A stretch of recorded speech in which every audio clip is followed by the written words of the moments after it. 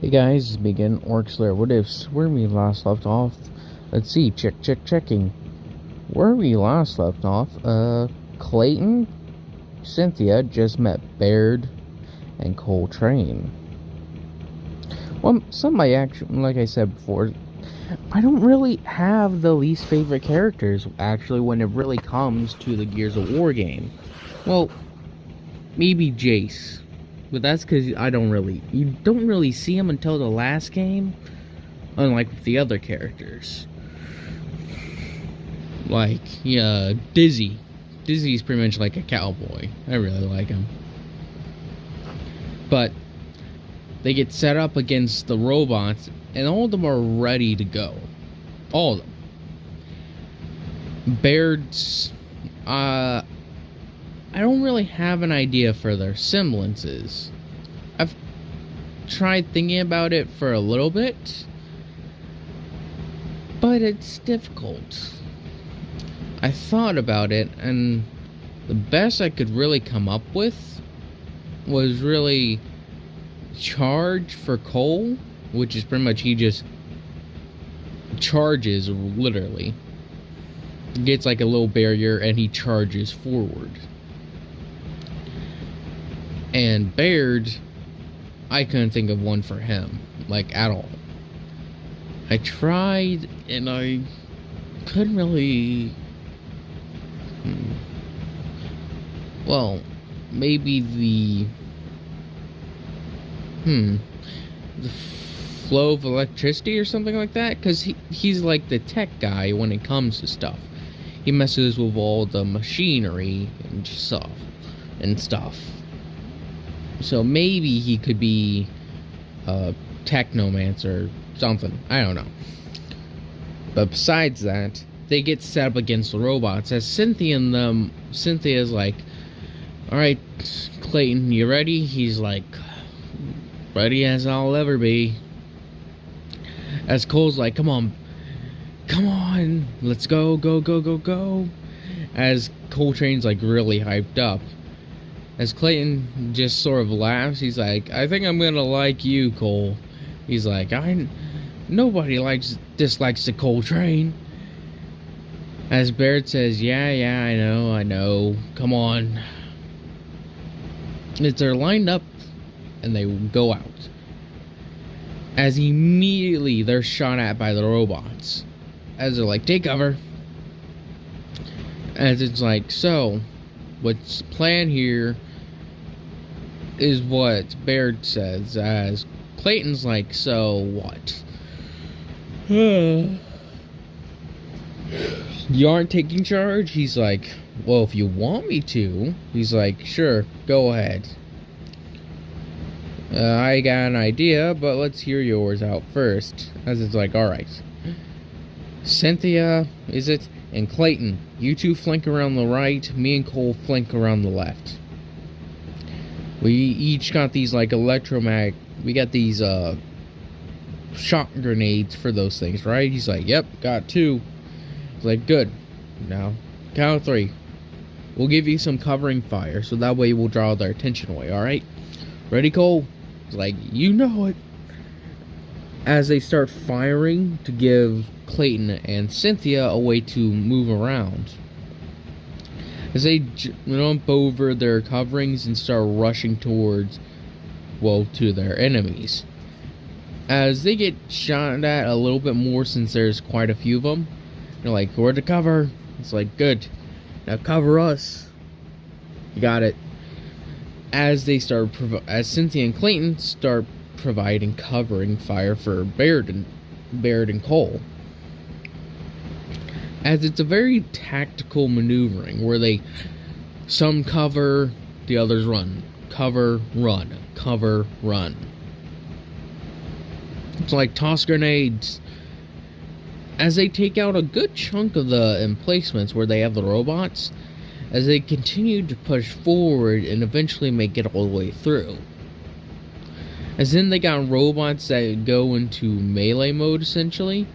They jump down and rush forward, some carrying swords, axes.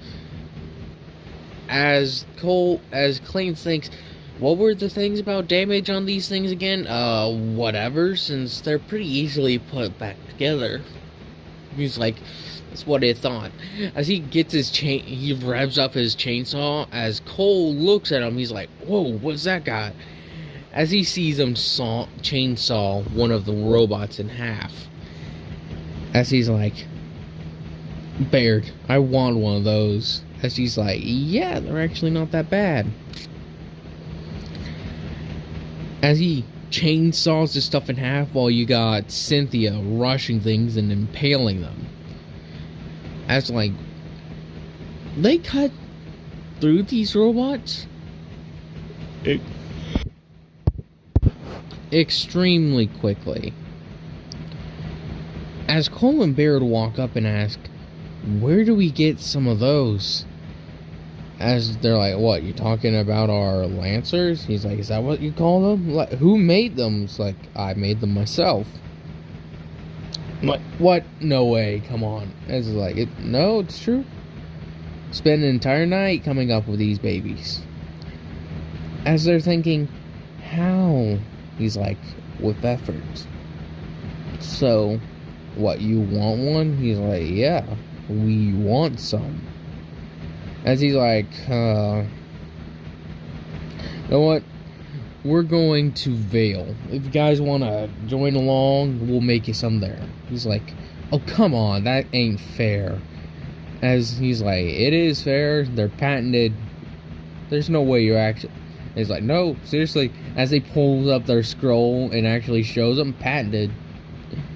These design for these weapons are entirely our own, and if anyone wants them, they either have to pay us, they have to either give us royalties or don't make them, period. As they're like, alright, gotta admit that was a pretty smart idea. Yep. As Cynthia and Clayton leave, as they're like, that was an eventful day. Met two guys called Cole and Baird. She's like, yeah, we didn't really have to use our semblance. He's like, yep. As he cracks his neck, he's like, so, what are we gonna go do? She's like, head home or head to the apartment?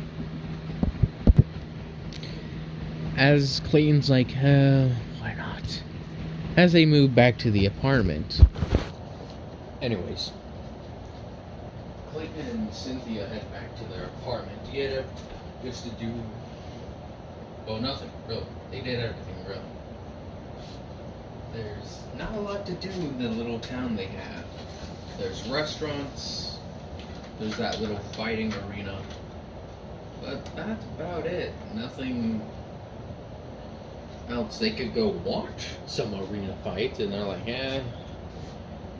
The only thing we ever do is really fight and train, don't we? Cynthia's like, yeah, I've noticed that pattern too.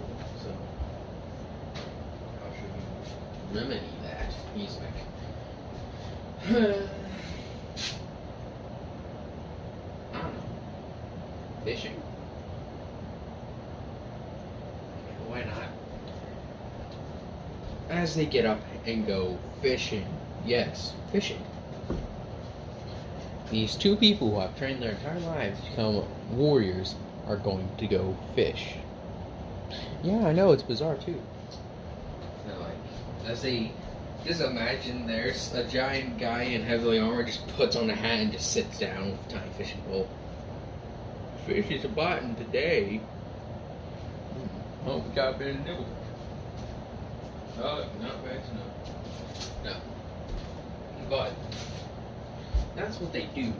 They just go around, see the area, and see what's up. That's it. So Clayton one night's just like really tired. He's like, I believe, gonna fast forward a bit here to like one of the days of the end when it comes to them joining Beacon. So Clayton and Cynthia has gotten a feel around. They leave. Well, I think they were about the right age to be there. Well, yeah, about the... Skip forward, then come back. They're the age about when they're about to go take the exams, or yeah, I guess exams or whatever, to enroll into Beacon. Actually, they literally just like, show like their training and all that and just say, hey, we want in, you're in. But they do that and then they go over, you could say. They're already all trained up, old enough, all that's out of the way. As they get there like a couple weeks ahead of time to refamiliarize themselves with the area. So I was like, huh. Yeah, nothing's changed. How long has it been? A little bit. He's like, as they get up and go over. They get their area sorted out to wait for a few days. On the last night before they end up going to the exams and such, they actually get they get in contact again. They more or less over that time they actually get in contact with Cole and Barry. And the two of them are there to join Beacon. It's like, yeah, we live here. He's like, huh. I suspected as much. Clayton's like, alright, well that's cool. We're just being got back here to refamiliarize ourselves. He's like, yeah. Hey, you guys want to go do the arena thing again? I hear they actually got some Grim robots up now. It's like, really? Yeah. It's like, yeah, we'll make sure to go do that. As they just hang out with Cole and Baird for like the remaining days. As they were actually very good friends, even though and Cynthia and Baird do get along quite well. As when it comes over to, RWBY. Clayton one night is just like, how people have cartridges they use for their guns for dust? I wonder. As he's like, I'm gonna go run to the dust.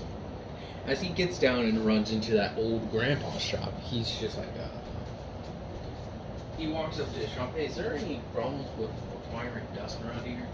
He's like, He's like, can we just buy it? He's like, mm-hmm. Like, alright. I'm gonna need. What's the biggest size thing you got? As it's just like a little tub. He's like, that'll work. As he goes over and looks at the dust, he's like, actually, can I get like multiple? As then the guys walk in as Roman Torchwick and the goons he bought. He's like, hey, can I get like a few small containers? He's like, sure. As he gets them and starts filling them up, just like puts them on his like little belt, you could call it, as he lines them up. As Roman Torchwick, being somewhat like a gentleman, comes up, hey, my good friend, what do you have there? He's like, dust. Why? He's like, well, you see here, as when the goons are actually starting to surround Clayton a little bit, they end up, RWBY ends up throwing the guy over, as it's just like, oh, that's happening. As Roman Torchwick like signals them to go over and go deal with the girl, as he's like, hey man, hey, whoever you are, that isn't right. As Roman just sort of puts a cane on his chest, he's like, don't get involved, my friend. As he walks out the store, smoking a cigar. Sorry if you hear me drinking stuff, my throat gets dry. With that, Clayton walks out and sees RWBY pretty much just destroying these guys. As he walks over and he's like, oh, I can't really understand. As he like goes over, pays with the money, he's like, I'll be back. As he gets out his Lancer, since of course he has it, it unfolds from his little suitcase thing as he's just like, starts shooting. As he's just like, come on. Whatever, kid, whatever your name is, I recommend you get out of here. This doesn't seem like the very best place. As the guy comes running at him, he just takes a lancer and puts it in one hand and just punches the other guy. As George was just like, pretty good. Oh, not at least for street dog level. As he is about to shoot Ruby with his little cannon thing, Clayton's like, oh shit. As he runs over and just tanks it with his iron wall ability. Because he's like, you're full of surprises, aren't you? He's like, no, one trick, Tony. As he pulls out his lancer, he's about to start shooting again, but then there's another explosion. He's like, shit. As he fires and his lancer gets torn apart, like pretty tough ruins. It's like, oh, damn it. He's like, well, on. As he folds it back up, he's like, it's all janky. As he puts it on his back, he's like, I'm gonna have to repair that later. He picks himself up and starts rushing at Roman. As that's when the good bitch is a good witch, bitch. Glinda, I'm just gonna call her Glinda, shows up and starts helping him as Roman is running away. He's like, wait, sorry, it's been a while since I watched RWBY, or at least that part. Glinda doesn't show up when, well, he does use his little rocket thing, but I believe RWBY either dodged out of the way or Glinda appeared when Cinder showed up. As she drops down and pretty much saves the two of them from Cinder's attack, as Clayton's like, whoa, as he sees how she just reflects everything with like a flip of her hand, he's like, is that a horse whip or a riding crop? As he's like, slowly starts to back up, he's like, see kid, I'm gonna go home. Looks like she's got this taken care of. As then Glinda sends like her major attack back, she's like, hold it, he's like, oh, you know, I got some questions for you. He's like, as he saw that she was doing magic, he's like, I'm not the person you're looking for. She's like, why are you doing that? He's like, that was worth a shot. As they get taken away to the station, as he sits down and just listens, he's just like, who are you? What's your name? Why are you here? Clayton Carmine, son of Papa C, captain of Atlas Military. I have come to join Beacon Academy. As he does it in a very monotone voice, and that sounds suspicious, he's like, captain of the Atlas Military? A captain, not the captain. So, yeah. You're here to join Beacon. As Glinda and Osmond are over dealing with Ruby, he just gets annoyed with a bunch of police people. It's like, and that's it. He's like, yep. It's like, we're gonna need to confirm your story. He's like, alright, well, if you give me my scroll, I can call my dad. It's like, here. He's just like, dad. Opens it up and pretty much puts it on speaker. That's just like, and he's just like, hey, who is this? I'm a bit busy training people. Hey, Dad. He's like, Clayton, what happened? He's like, I got in a bit of trouble. He's like, what'd you do? He's like, I got into a fight with a bunch of gang members. And the cops want to confirm my story with you. He's like, don't they know who I am? I'm literally an Atlas captain. As he's like, see, told you. He's like, oh, I'm sorry to disturb you, sir. He's like, no. I'm training people here. Call me again, and I'm gonna go down there, grab my son back here, then I'm gonna drag you over here. He's like, why? So I can put you through my training regime. Trust me, it's gonna be more brutal than anything those sissy academies treat you. He's like, yes, sir. He's like, no. Fuck off. And he just closes his thing. He's like, as some of the troopers are starting to snicker as they see him, he's like, all you 50 push-ups now, or I'm adding I'm adding 4 or 5 miles to the run today. As everyone like freaks out and they just start doing push-ups really quickly, like 1, 2, 3, 4. It's 1, 2, 3, 1. Now I see in the things I watch, it's 1, 2, 3. The counters count 3, and that counts as 1 push-up. I think that's how it is, but I'm not entirely sure. Anyways, when it comes to it, Clayton's like, oh, thank God. I thought I was gonna die. He's like, well, I guess that's all we can do, as they just shrug their shoulders, about to release him, and Osmond's like, stop, bitches. How's it going? I'm Osmond. Because they're like, no, not our fucking problem. So they just walk out. I was like, bye. As Osmond comes in and actually talks to Clayton, wanting to know more about information. He's like, well, I want to join Beacon Academy. Dad's captain in Atlas military, and like your father, captain in the Atlas military. I'm sure you could get to apply to Atlas Academy. My Beacon. He's like, third one's the best ones in school. Plus Atlas is cold. Very cold. So if you don't like the cold, he's like, no, not really. The nice summer here is very nice.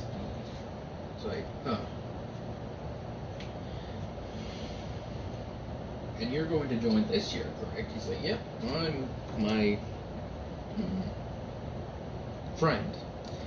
As he and Cynthia have pretty much gone from being friends to dating in that like span of time. That's more or less, they just both figured it out. They're like, oh. Man, we are idiots sometimes, aren't we? Yep. As their bond is even stronger now. But, Osmond's like, alright, so when are you gonna, show up? Actually, scratch that. Cynthia and him aren't dating yet. And I can do something with a scene. Anyways, he's like, me and my friend here are to join Beacon. So over on the next room, he's like, oh no, I just met him. I have no idea what's up there. What was that giant scythe thing? I thought scythe was hard to use. It's like, it is almost the second hardest whip. But I'm interested in some of the weapons you possess, because what that little girl had told me, she said your weapon was quote unquote really cool. As he's like, oh, my lance, well, it's a bit busted up, but I could try to bring it out for you. To fetch it from the evidence locker. It's like, Linda, could you fetch it? And she's like, ah. And she like drags her feet over there. And she's like, here you go. He's like, ah. Disney really did get a number done. Well, can take a well, can survive a blast. At least know that. As he opens it up and looks at it, he's like, as it's a bit janky, the belt for the chainsaw is undone. He's like, yeah. I might just give you the blueprints, but no making me swap out my permission or give me some royalties. He's like, what? He's like, yeah, I designed this all by myself. As he sets it to the side, he's like, as he pulls up his scroll again and just shows him the blueprints. As Osmond's looking over this weapon, even Glinda is actually quite kind of impressed by the design of it. It's ingenious. He's like, yeah. It's the main thing I'd probably think about using this on is grim robots. Never a person, since chainsaw and people don't really mix well together. He's like, I have to agree, Mr. Carmine. Clayton, please. Call my dad Mr. Carmine. I'm just Carmine. Or Clayton, whichever. It's like, very well, Clayton. Well, you did sell this to the Atlas military. I'm pretty sure they would be quite happy. He's like, there's a lot of moving parts. A lot of moving parts to the weaponry. It's kind of heavy for those who aren't used to using a weapon, since it's literally a chainsaw mixed with a gun.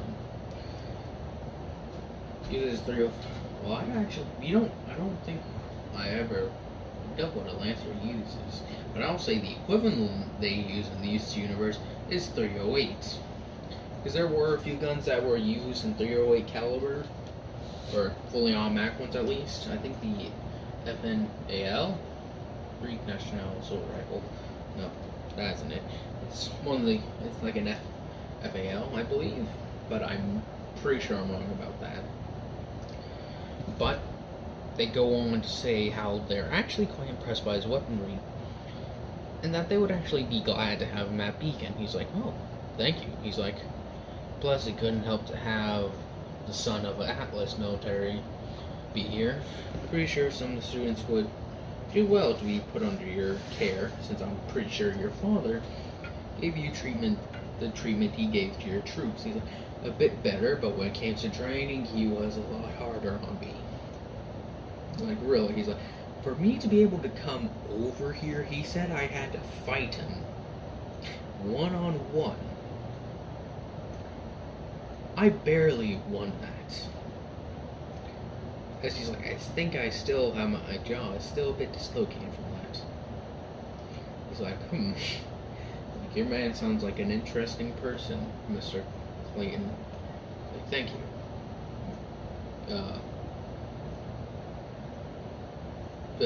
What do I call it? Ozpin will do just fine. He's like, thank you. They both just take a drink of cup and go,